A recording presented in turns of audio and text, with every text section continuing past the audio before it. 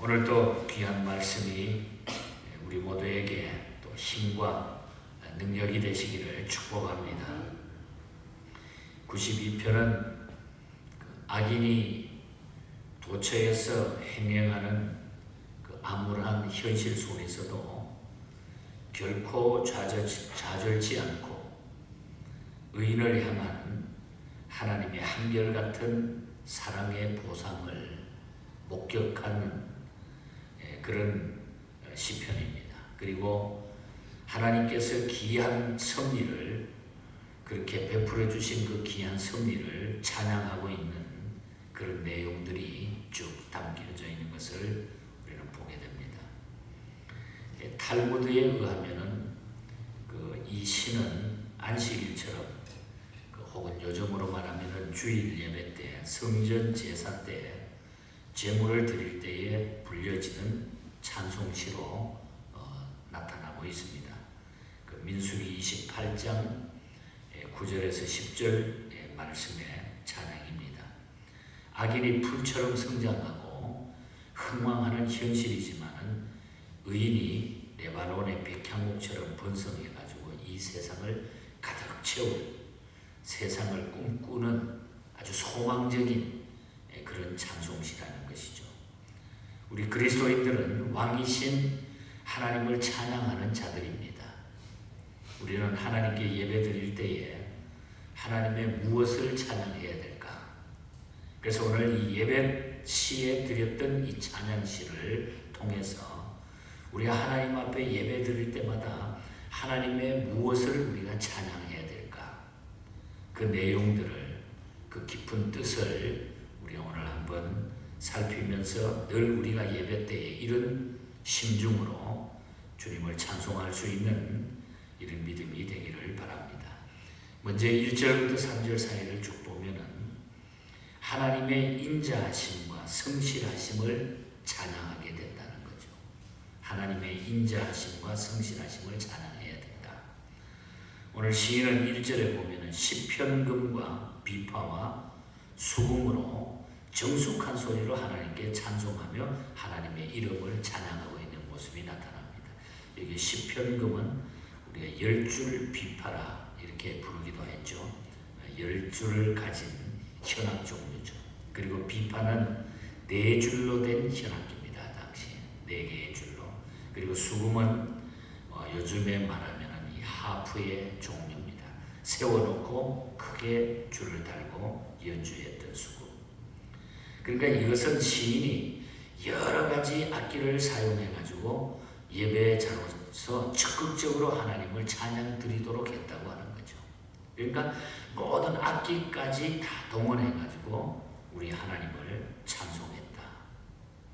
시는 1절에 보면 아침마다 주의 인자하심을, 밤마다 주의 하나님의 성실하심을 베품이 좋았다. 아침마다 인자하심, 밤마다 하나님의 성실하심을 찬양했다. 이것은 시인이 우리에게 찬송해야 할 이유를 분명하게 나타내고 있는 것입니다. 하나님의 인자하심과 성실하심을 우리가 체험해야 된다. 늘 우리가 하나님 앞에 나올 때마다, 하나님 앞에 우리가 살아갈 때마다 하나님의 그 인자하심, 그 성실하심을 우리가 늘 체험해야 된다는 거죠.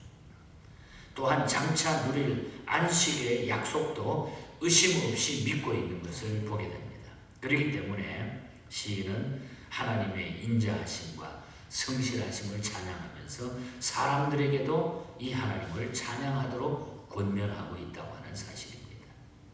하나님의 자녀된 우리는 일상생활 속에서 하나님의 성실하심과 인자하심을 정성 들여 찬송하는 자들이 되어야 된다. 그래서 우리는 예배 때마다 하나님의 인자하심과 성실하심을 우리가 총동원해가지고 악기도 우리의 마음도 우리의 목소리도 모든 것을 총동원해서 이 하나님을 찬송해야 된다는 것입니다.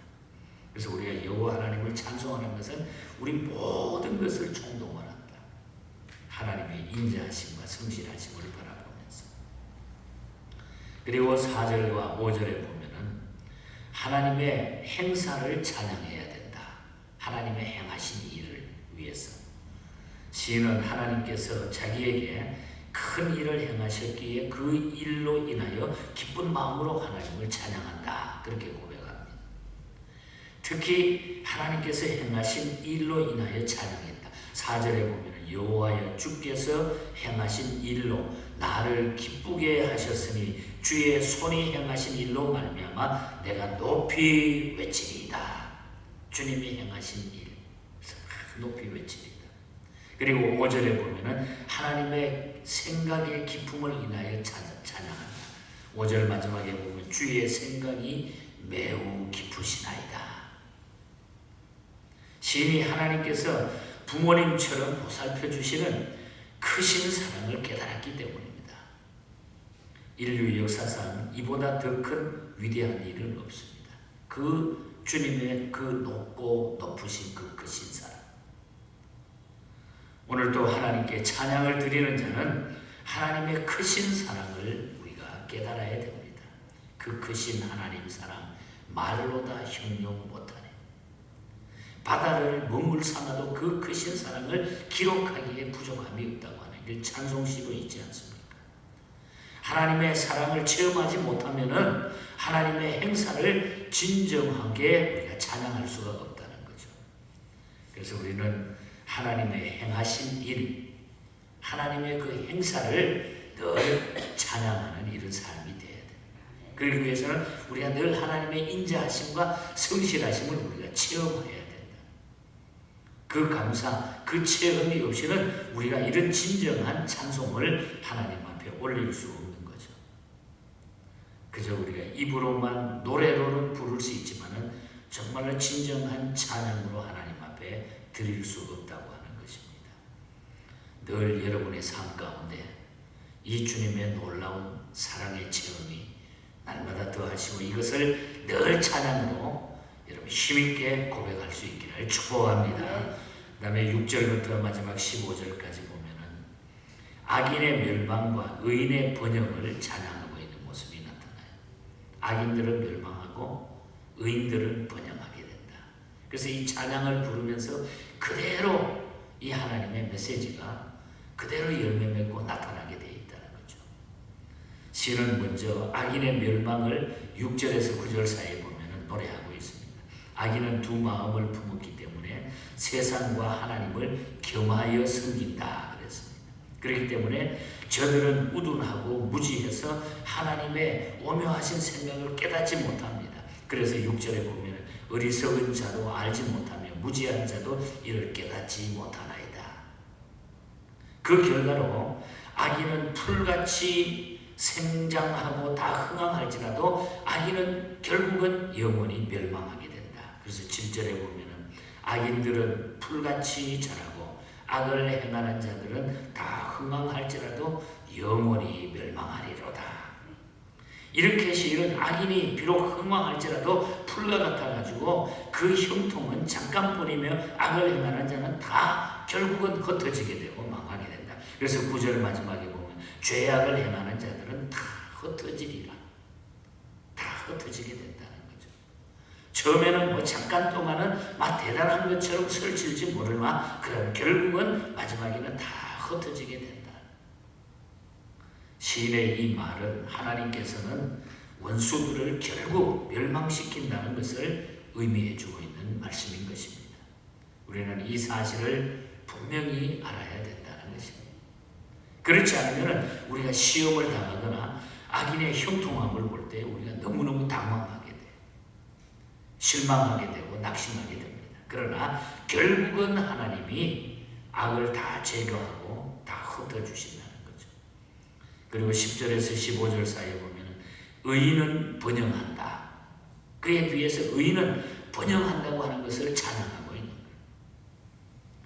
의인은 신실하게 일편단심 하나님만 의지하는 자를 의미하고 있습니다.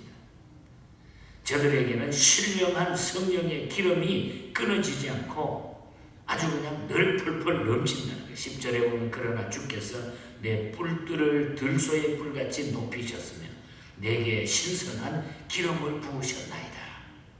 우리 하나님께서 기름을 부으셨기 때문에 성령의 기름을 부으셨기 때문에 성령의 기름이 끊어지지 않고 늘 우리는 감격적인 삶을 산다는 바로 의인은. 그리고 11절에는 악인의 멸망을 친히 목도하게 된다. 눈으로 보고 내 귀로 듣게 된다는 그런 얘기죠. 내 원수들이 보응을 받을 것을 11절에 보면 내 눈으로 보며 일어나 나를 치는 행악자들의 보응을 내 귀로 들었도다. 눈으로 보고 내 귀로 듣는다. 목도하게 된다. 그리고 또 12절에 보면은 종려나무같이 심히 번성하고 레바논의 백향목처럼 발육한다. 의인은 종려나무같이 번성하며 레바논의 백향목같이 번성하리로다. 여기 이 두 나무는 특별히 성경에 보면은 승리를 상징합니다. 그렇기 때문에 이 구절은 의인은 반드시 승리자가 된다는 거예요. 의인은 반드시 승리자가 된다고. 그리고 또 13절에 보면은 의인의 집은 하나님의 궁전의 뜰하게 심기어진 나무같이 아주 푸르청청하게 흥황하게 된다는 거죠. 이는 여호와의 집에 심겼으며 우리 하나님의 뜰 안에서 번성하리로다. 하나님의 뜰 안에서 그냥 날마다 푸르청청하고 잘 자라고 건강하고 강건하고 힘이 있고 보기 좋고 그렇게 자라게 된다는 거죠. 그리고 14절에 늙어도 결실하며 진액이 풍부하고 빛이 청청하다. 그런 늙어도 여전히 결실하며 진액이 풍족하고 빛이 청청하니 이 구절을 읽을 때마다 좋은 힘 있는 강력한 이 파워, 에너지가 넘치는 이런 메시지를 우리에게 주고 계신다는 거죠. 이렇게 시인은 악인의 멸망과 의인의 번영을 대조해서 찬양하고 있는 것을 보게 됩니다. 그리고 마지막으로 시인은 하나님을 향하여 뭐라고 고백합니까? 15절에 보면 여호와의 정직하심과 나의 바위 되심과 그에게 불의가 없음을 선포하리로다. 그러니까 그 여호와 하나님은 정직하시고 나의 바위가 되시고 흔들림이 없다는 거죠. 바위는 흔들림이 없다. 튼튼하고 그에게 불의가 없음을 선포하리로다. 시인의 이 같은 고백은 악인이 하나님의 진노의 보응을 받는 것과 의인들이 놀라운 하나님의 복을 받는 것을 직접 체험한 자들이 할 수 있다고 하는 것. 그래서 우리는 예배 드릴 때마다 이 하나님을 우리가 찬양하는 거예요. 이 하나님을. 그럴 때 우리는 그 예배를 통해서 찬양을 통해서 하나님이 주시는 은혜가 더 크다는 거죠. 찬양이 얼마나 우리가 중요한가. 찬양은 입술로만 고백하는 거예요. 우리의 모든 삶의 표현입니다. 삶의 표현. 우리 아침에도 로버트 로리 목사님의 403장 찬송시를 우리가 같이 고백했습니다. 그 3절 가사에 그러잖아요. 이 세상의 모진 풍파 쉬지 않고 불어도 주님 안에 보호받는 우리 마음 편하다. 늘 깨어서 기도하고 저 천국을 바라며 주님만을 기다리니 어찌 찬양 안 할까? 어찌 찬양 안 할까? 이 믿음이 우리에게 있기 때문에 늘 이 심정으로 우리가 살기 때문에 주님께 예배 드릴 때마다 더 감격하잖아요. 그래서 여러분 예배의 감격을 늘 가지시기 바랍니다. 사람이 아닌 우리는 하나님 앞에 나를 드리는 시간이니까 찬양을 통해서 말씀을 통해서 우리가 하나님의 이 예배의 감격을 누릴 때에 그것이 최고의 축복인 것입니다. 그걸 우리가 환경을 초월할 수 있는 것입니다. 모든 것을 이길 수 있습니다. 오늘 하루도 여러분 이 감격적인 마음으로 모든 일을 진행하시고 또 여러분의 남은 삶에 날마다 이 불꽃 같은 하나님의 눈초리 또 하나님이 의인에게 주시는 이 놀라운 풍족함, 청청함, 강건함, 건강함 이 축복이 여러분의 삶 가운데 날마다 더하시기를 주님 이름으로 간절히 축복합니다. 하나님 아버지 감사합니다. 우리가 예수 믿는다고 하는 것이 얼마나 놀랍고 놀라운 일인지 너무너무 감사합니다. 그래서 우리는 하루하루 살면서 어떤 환경 가운데서도 좌절치 않으며 우리 하나님을 찬송하며 하나님을 예배하는 하나님을 섬기는 하나님의 영광을 돌리는 이런 삶을 살아가게 하여 주시옵소서. 오늘 하루도 우리의 모든 삶 가운데 이 감격적인 하나님의 승리가 있게 하여 주시옵소서. 우리 모든 성도들, 가정의 자녀들의 곳곳의 생업에 우리 하나님의 간섭하심과 하나님의 역사가 날마다 더하게 하여 주시옵소서. 어려운 이 마지막 시대에 저희들이 영적인 눈을 크게 열고 또 길을 종긋 세우고 이 시대를 바라보며 들으며 하나님 앞에 부끄러움이 없는 승리자로 서게 하여 주시옵소서. 감사하고 거룩하신 예수님 이름으로 기도하옵나이다.